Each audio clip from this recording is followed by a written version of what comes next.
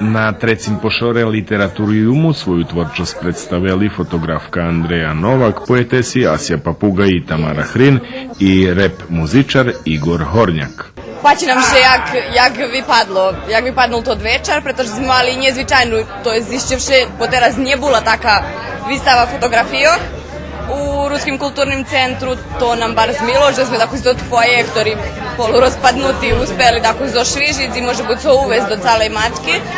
I dom, že sme mali dość interesantnih sobešednikov, ktorí nam ukazali da co vecej i jak i tema, že zvonka ramikov, tak i oni dumom, že vyšli zvonka ramikov i uspeli či na inčaki sposob, jak hip-hop, či zvonka ruskej literaturi. Mali sme i promociju knjižki, ktorá normalno vše važna kad literatura u pitanju i dom, že tak izvesti treba, že bi sme mali uopće u ruskej zajednici i potom u Novom Sadu, že bi sme to tako zužili.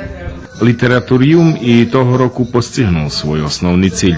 Pozberal i zatrimal mladih pod zakricom Ruskog kulturnog centru, gdje še mali nahodu upoznac i družic i ste i nahodi do poznih nocnih hodzinoh.